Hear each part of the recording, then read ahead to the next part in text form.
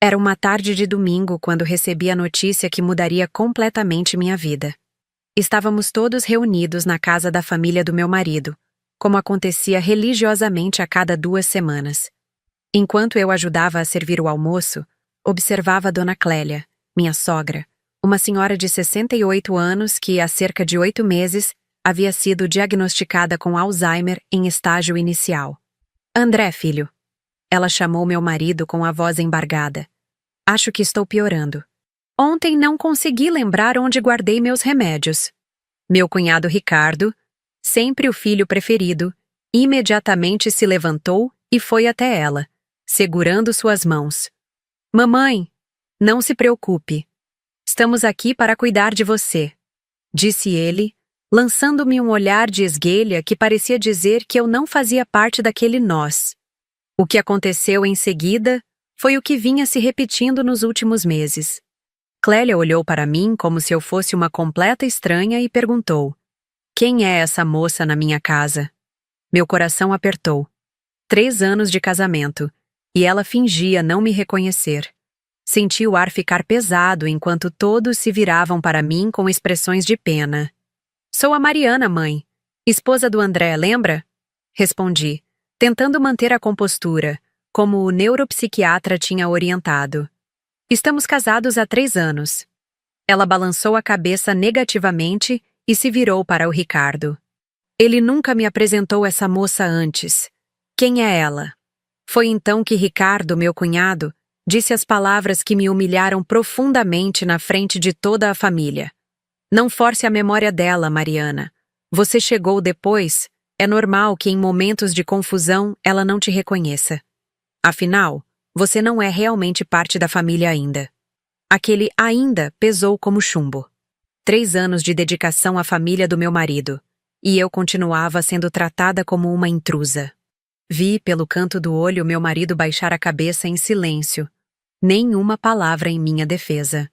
Precisamos pensar em como vamos cuidar da mamãe daqui para frente, continuou Ricardo, ignorando completamente minha presença. Ela vai precisar de alguém em tempo integral. Naquela sala, enquanto serviam a sobremesa preferida de Dona Clélia, senti-me invisível.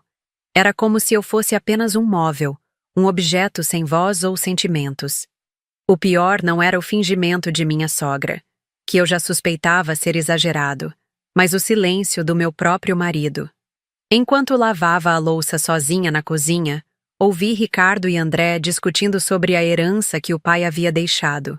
Falavam de contas, investimentos e da casa de praia que pertencia à família há gerações. Nenhuma palavra sobre como cuidar verdadeiramente de Dona Clélia. Apenas bens materiais.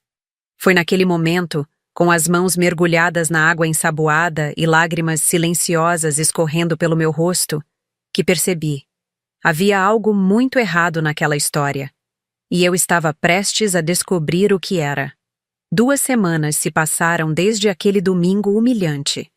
Eu tentava seguir com minha rotina no escritório de arquitetura onde trabalhava, mas meus pensamentos sempre voltavam para o comportamento estranho de Dona Clélia. Havia momentos em que ela parecia perfeitamente lúcida, especialmente quando estava sozinha, ou não sabia que eu a observava.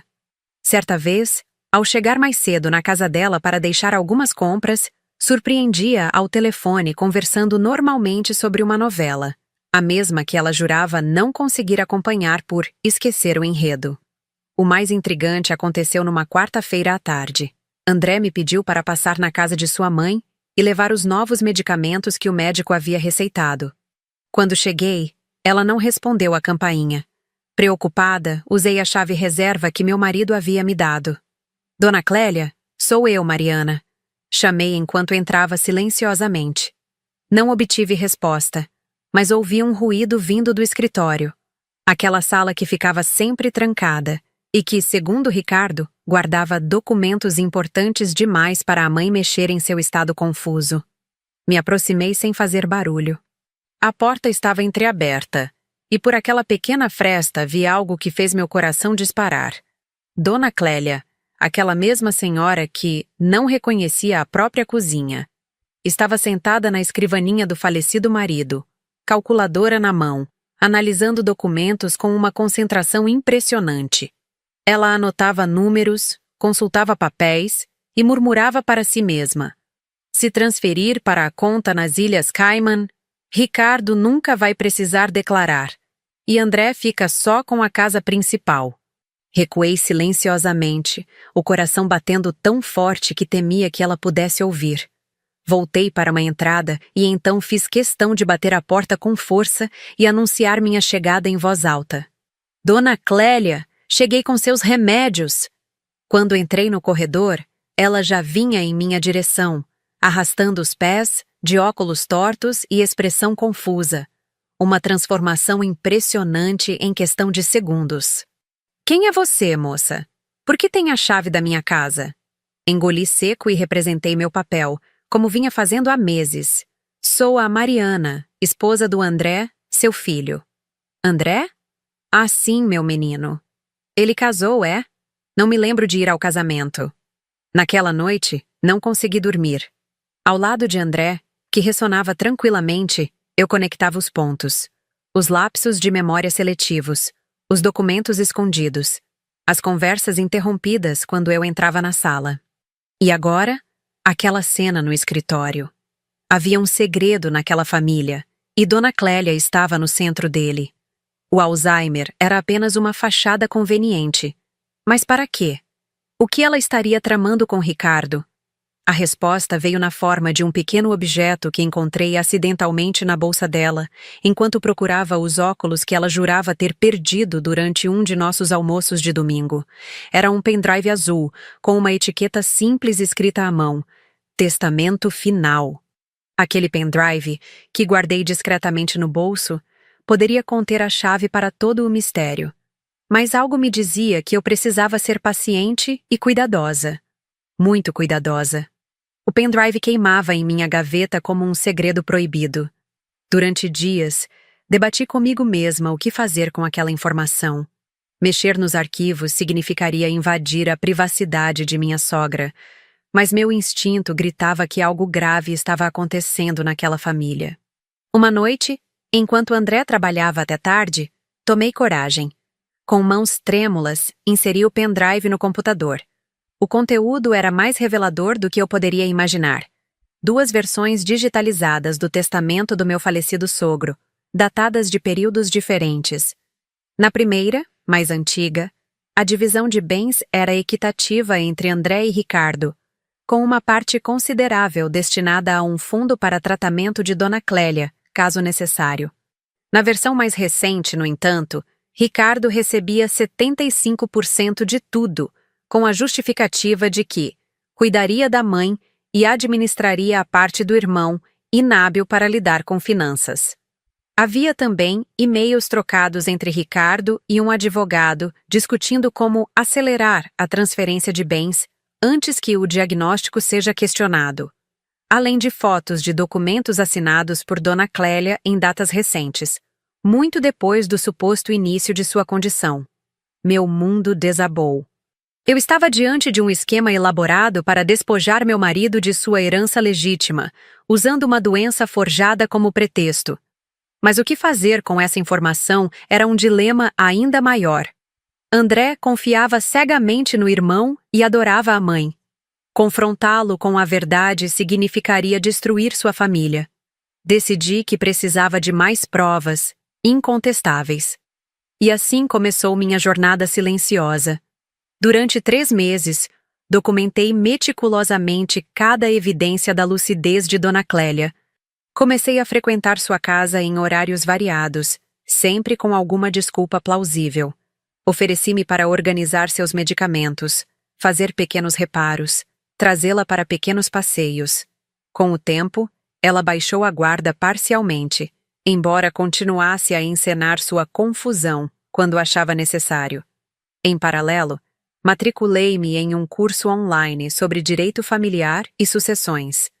Estudava durante a noite, depois que André adormecia, absorvendo cada detalhe sobre como testamentos podiam ser contestados, quais eram os direitos dos herdeiros e como provar fraudes em documentos legais.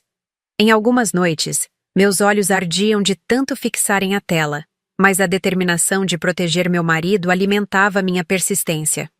A oportunidade de ouro surgiu quando Ricardo anunciou uma viagem de negócios de 2 semanas para os Estados Unidos. Ele sugeriu que André o acompanhasse, para discutir possíveis expansões da empresa da família. Meu coração acelerou quando André me perguntou se eu poderia ficar com sua mãe durante esse período. Claro que sim, respondi, mascarando meu entusiasmo com uma expressão de abnegação. Posso trabalhar remotamente de lá. Sua mãe vai estar em boas mãos. Ricardo hesitou, visivelmente desconfortável com o arranjo, mas não tinha argumentos convincentes para se opor. Afinal, quem melhor para cuidar de Dona Clélia do que sua dedicada nora? Na véspera da viagem, instalei discretamente um aplicativo em meu celular que permitia gravar conversas.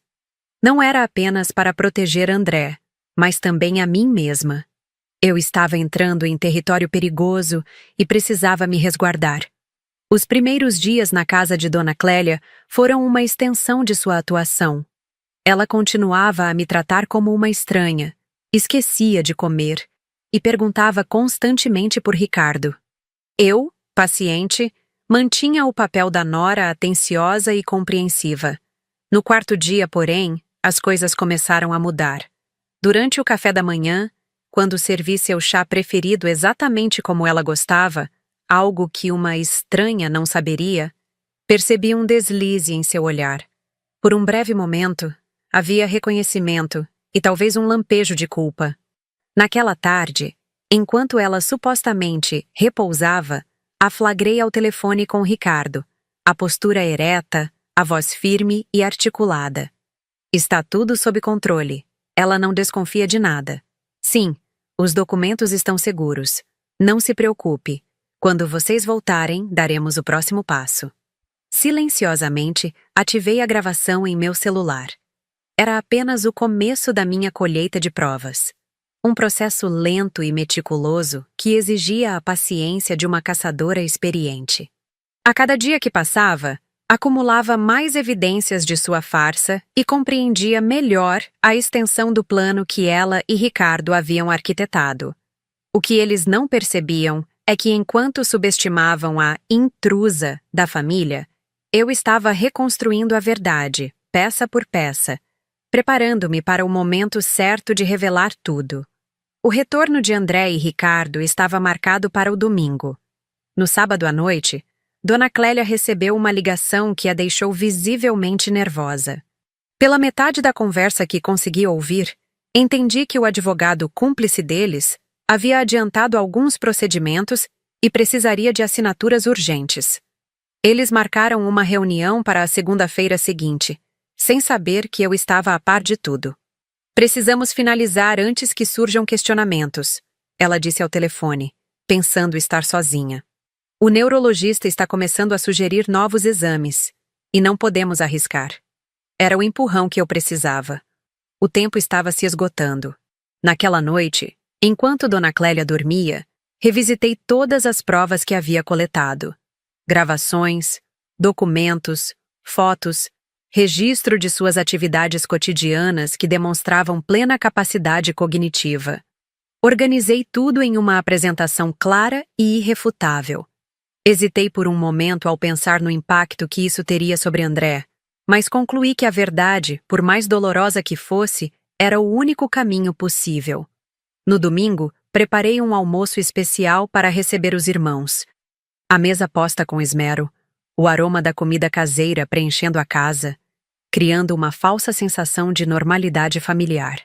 Dona Clélia parecia inquieta, lançando-me olhares desconfiados enquanto eu me movia pela cozinha com uma tranquilidade estudada. Por volta do meio-dia, ouvi o som de chaves na porta. André entrou primeiro, sorrindo ao me ver. Ricardo o seguia, seu olhar percorrendo o ambiente como quem busca sinais de problemas. Como foi com a mamãe? Perguntou André, beijando minha testa. Perfeito, respondi. Tivemos dias muito esclarecedores. Ricardo se aproximou de Dona Clélia, que imediatamente assumiu sua postura de confusão. Meu filho querido voltou. Senti tanto sua falta. Quem é esse rapaz com você? É o André, mamãe. Seu outro filho, Ricardo respondeu, lançando-me um olhar de superioridade. Serviu o almoço com uma calma que mascarava a tempestade interior. A conversa fluiu sobre a viagem, negócios, o tempo em Nova York. Esperei pacientemente pelo momento certo, deixando que todos se sentissem confortáveis e desprevenidos. Quando chegamos à sobremesa, um pudim de leite, favorito de meu sogro, segundo os relatos de André, finalmente fiz meu movimento. Tenho uma surpresa, anunciei levantando-me. Preparei um pequeno vídeo da semana que passei com Dona Clélia. Achei que seria uma boa recordação. Antes que pudessem responder, conectei meu notebook à televisão da sala de jantar. Ricardo ficou tenso. Dona Clélia empalideceu, mas era tarde demais para impedir. O vídeo começou inocentemente. Cenas de Dona Clélia no jardim, tomando seu chá, folheando revistas. Então, gradualmente, surgiram os momentos reveladores. Ela resolvendo palavras cruzadas complexas, discutindo a trama da novela com detalhes que alguém com Alzheimer jamais conseguiria reter, organizando metodicamente seus medicamentos com plena consciência de dosagens e horários. Que montagem é essa? Ricardo se levantou abruptamente, mas eu continuei o vídeo. Vieram as gravações de áudio. Conversas de Dona Clélia com Ricardo sobre como enganar André.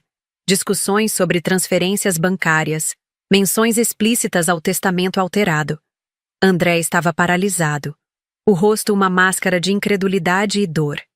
Dona Clélia havia abandonado sua performance e agora me encarava com fúria.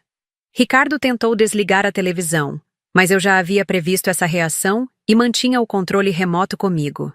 Isto não é tudo, continuei, abrindo uma pasta que havia deixado estrategicamente sob a mesa. Tenho aqui cópias dos 2 testamentos, e-mails trocados com o advogado e um relatório detalhado de um detetive particular que contratei para investigar as movimentações financeiras suspeitas dos últimos meses. A sala mergulhou em um silêncio sepulcral. O único som era o da respiração acelerada de Ricardo e o tilintar da colher que André deixou cair. André, eu sei que isso é doloroso, disse, olhando diretamente para meu marido. Mas não podia deixar que eles te roubassem não apenas sua herança, mas também a verdade sobre sua própria família. A expressão de André era de puro desalento, mas havia também algo mais em seus olhos. Uma compreensão crescente, como peças de um quebra-cabeça finalmente se encaixando. Mamãe? Ele se virou para Dona Clélia, a voz embargada. É verdade isso? Foi o momento da verdade, o instante decisivo em que todo o teatro poderia desmoronar ou se fortificar. Dona Clélia olhou para Ricardo, depois para André, e finalmente para mim. Em seus olhos, vi o cálculo sendo feito. Quanto mais ela poderia sustentar a mentira diante das evidências incontestáveis? O silêncio perdurou por um momento que pareceu eterno.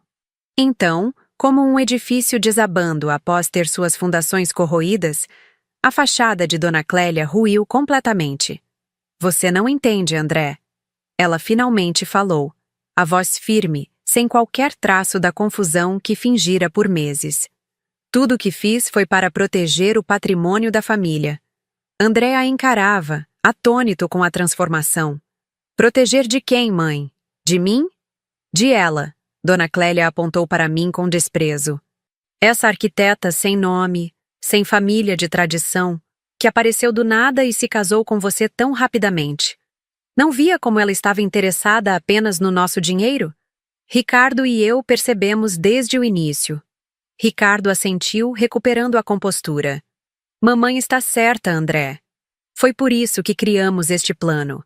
Para preservar o que papai construiu com tanto esforço.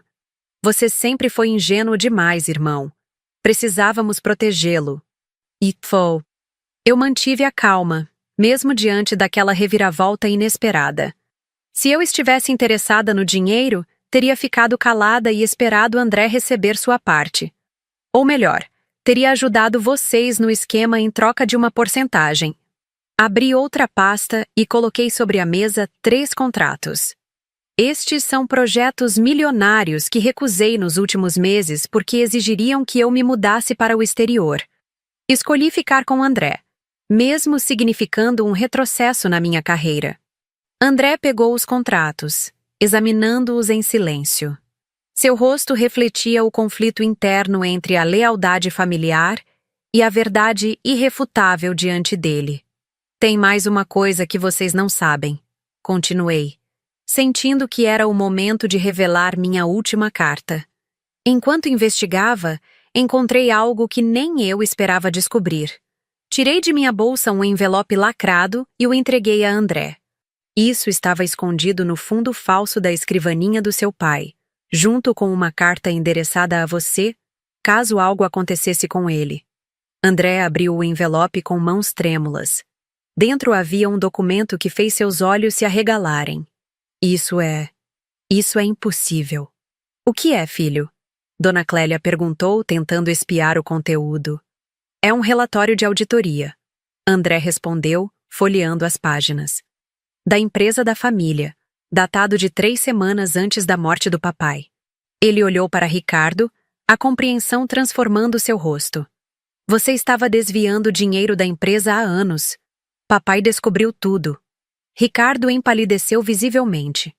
Isso é uma falsificação. Ela está manipulando você, André. O documento tem o selo do escritório de contabilidade e a assinatura do papai. André continuou, sua voz ganhando força. E tem uma nota manuscrita dele. Ricardo precisa ser afastado da diretoria financeira imediatamente. Falarei com ele após a reunião do conselho na próxima semana. Reunião que nunca aconteceu. Acrescentei calmamente. Porque seu pai faleceu 3 dias antes, de um ataque cardíaco repentino. O olhar que Ricardo e Dona Clélia trocaram nesse momento dizia tudo. Era uma confissão silenciosa que não passou despercebida por André. Meu Deus! Ele murmurou, dando um passo para trás. Vocês sabiam disso o tempo todo? Mamãe, você ajudou a encobrir o que Ricardo fez? Dona Clélia se endireitou na cadeira, abandonando qualquer pretensão de fragilidade. Seu pai ia destruir tudo o que construímos, André. Ia expor a família ao escândalo, à humilhação pública. Ricardo cometeu erros, sim, mas estava tentando expandir os negócios, assumir riscos maiores. Seu pai nunca entendeu isso. Foi por isso que começaram com essa farsa do Alzheimer? André perguntou, a voz quebrada pela dor. Para garantir que eu nunca assumisse o controle da empresa e descobrisse a verdade? Foi ideia da mamãe. Ricardo admitiu, vendo que não havia mais como sustentar a mentira. Ela sugeriu que, se fosse diagnosticada com uma doença degenerativa, poderíamos alterar gradualmente o testamento para que eu assumisse tudo, sob o pretexto de cuidar dela e de você, o filho incapaz de lidar com os negócios. O médico? Comecei. É nosso primo de 2º grau. Dona Clélia completou com um sorriso frio. Aquele que você nunca conheceu porque vive na Europa. Não foi difícil conseguir um diagnóstico conveniente. André parecia devastado, mas também mais forte de alguma forma, como se cada revelação, embora dolorosa, o libertasse de uma vida de manipulação. E o fundo de tratamento para a mamãe, mencionado no testamento original? Ele perguntou, olhando diretamente para Ricardo. Já foi transferido para uma conta offshore. Respondi antes que Ricardo pudesse inventar outra mentira. Tenho os registros das transferências aqui. Deslizei mais uma pasta em sua direção. Seu irmão tem desviado dinheiro sistematicamente para contas nas Ilhas Cayman há pelo menos 5 anos. Ricardo se levantou abruptamente. Isso é calúnia. Vou processá-la por difamação. Com que dinheiro, Ricardo? André perguntou tranquilamente, folheando os documentos. O dinheiro da empresa que você roubou? Ou o dinheiro do meu fundo de tratamento para a mamãe que você também roubou? A sala caiu novamente em silêncio. O impasse era palpável. Dona Clélia foi a primeira a quebrá-lo, com uma risada surpreendentemente jovial. Devo admitir, Mariana. Ela disse, pronunciando meu nome pela primeira vez em meses, sem fingir esquecê-lo. Você me impressionou. Pensei que fosse apenas mais uma caça-dotes sem substância. Mas provou ser uma adversária formidável. Não sou sua adversária, Dona Clélia. respondi calmamente. Nunca quis ser. Só queria ser aceita como parte da família e proteger meu marido. André se levantou e caminhou até a janela, contemplando o jardim que seu pai havia plantado anos atrás. O simbolismo não passou despercebido. Enquanto olhava para o legado visível de seu pai, ele também enfrentava o legado invisível de mentiras e manipulação. O que você pretende fazer com tudo isso, Mariana? Perguntou finalmente, sem se virar. Essa decisão não é minha, respondi. É sua, André. Sempre foi. Ricardo interveio, sua voz agora suplicante. André, irmão, pense no escândalo, na empresa, nos empregos que serão perdidos se isso vier à tona. Podemos chegar a um acordo, renegociar tudo. André se virou lentamente. Havia uma nova determinação em seu olhar. Uma força que nunca tinha visto antes. Você tem razão sobre uma coisa, Ricardo. Não podemos deixar que a empresa sofra por causa das suas ações e das mentiras da mamãe.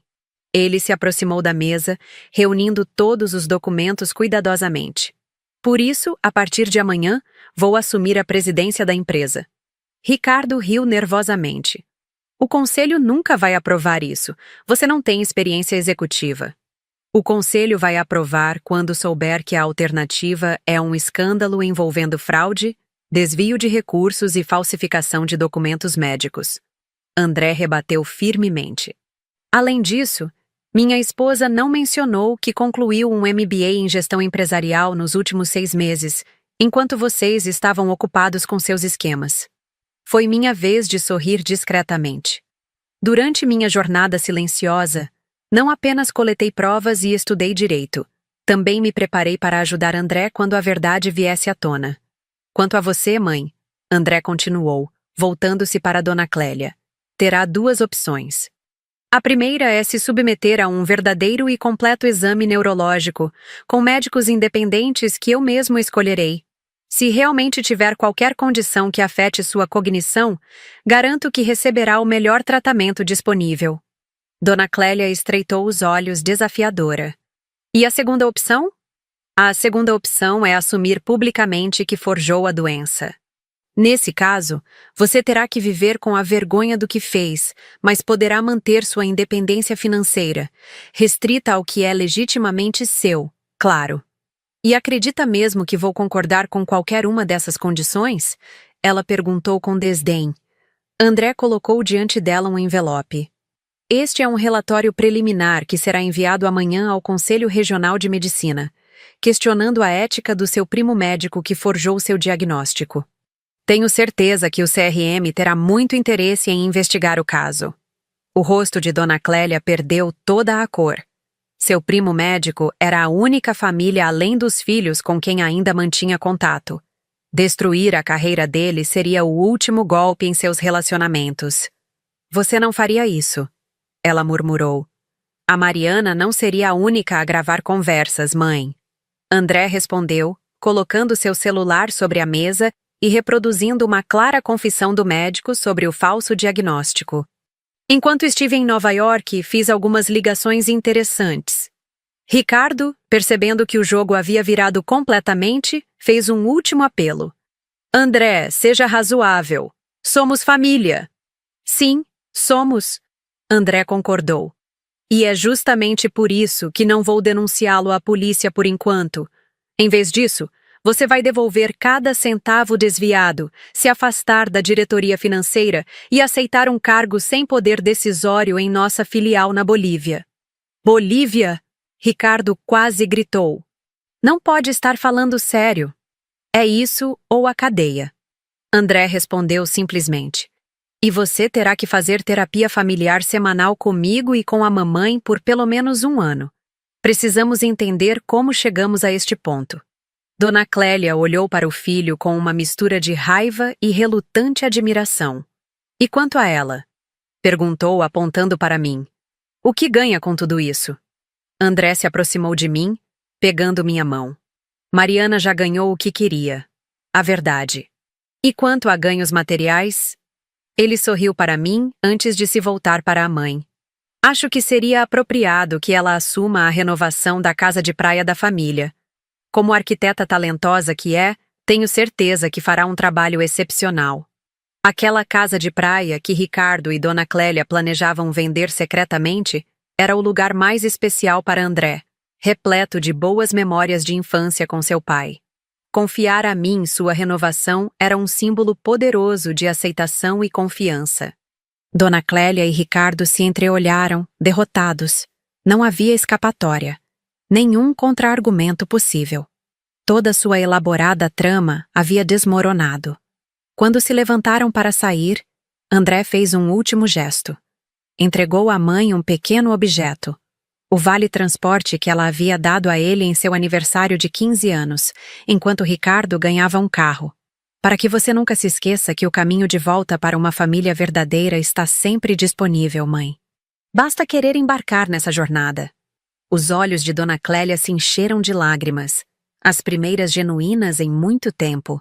Ela segurou o vale-transporte como se fosse algo precioso e, sem dizer uma palavra, saiu pela porta. 6 meses se passaram desde aquele domingo revelador.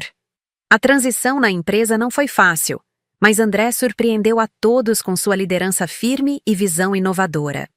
Ricardo, cumprindo o acordo, estava na Bolívia, enviando relatórios semanais e participando remotamente das sessões de terapia familiar. Quanto a Dona Clélia, ela escolheu a segunda opção oferecida por André. Em uma pequena cerimônia com os funcionários mais antigos da empresa, ela admitiu ter exagerado seus sintomas por medo de perder relevância na família após a morte do marido. Não revelou toda a verdade, mas foi um começo de honestidade que ninguém esperava dela. A renovação da casa de praia estava quase concluída. Era um projeto que me enchia de orgulho, não apenas pelo resultado estético, mas pelo que simbolizava. Cada parede derrubada, cada espaço redesenhado, representava a desconstrução das mentiras e a reconstrução de uma família sobre alicerces de verdade. Naquela tarde de sábado, enquanto André e eu contemplávamos o pôr do sol da varanda recém-construída, ele quebrou nosso silêncio confortável. "Sabe o que mais me impressiona em toda essa história?" perguntou segurando minha mão. "O quê?" "Como você lutou por mim sem nunca perder sua integridade. Você poderia ter exposto tudo de maneira humilhante, poderia ter buscado vingança, mas escolheu um caminho que deixou espaço para a redenção." Sorri, observando as ondas quebrarem suavemente na praia. Vingança destrói quem a busca tanto quanto quem a recebe. Eu queria justiça, não destruição. André assentiu, pensativo. Ontem, recebi uma mensagem do Ricardo. Pela primeira vez, ele reconheceu completamente o que fez, sem desculpas ou justificativas. Disse que a distância e a terapia finalmente o fizeram enxergar o quanto estava preso em padrões tóxicos que aprendeu com a mamãe. "E você acredita nele?" "Estou aprendendo a confiar, mas verificar." Ele respondeu com um pequeno sorriso. "Como você me ensinou." O telefone de André tocou. Era Dona Clélia, ligando para confirmar sua visita no dia seguinte. Seria a primeira vez que ela veria a casa renovada. A conversa foi breve, mas notei algo diferente em sua voz. Um tom de respeito genuíno quando ela mencionou meu nome. Quando André desligou, comentei. "Ela parece melhor." "Está," ele confirmou. "O terapeuta diz que ela finalmente está processando o luto pelo meu pai. Aparentemente, grande parte da manipulação vinha do medo de ficar sozinha, sem controle." Ficamos em silêncio novamente, absorvendo a beleza do horizonte onde o sol lançava seus últimos raios dourados sobre o mar. "Você sabe," comecei. "Quando descobri toda a verdade, pensei que seria o fim da sua família. Temia que você nunca me perdoasse por expor algo tão doloroso." André apertou minha mão. "Às vezes, precisamos encarar a verdade mais dolorosa para construir algo genuinamente valioso. Você não destruiu minha família, Mariana. Você nos deu a chance de criar uma família real, baseada em honestidade, não em manipulação e medo." Naquele momento, entendi profundamente que a maior vingança contra a mentira nunca será outra mentira, mas sim a verdade pacientemente revelada. Que a resposta para a manipulação não é o ressentimento, mas a firmeza compassiva que estabelece limites claros enquanto oferece caminhos para a reconciliação. É curioso como a vida nos coloca em situações onde somos testados além do que acreditamos ser capazes de suportar. Quando me vi sozinha, cuidando de uma sogra que fingia não me reconhecer, jamais imaginei que estava sendo preparada para desvendar uma trama muito maior e mais complexa.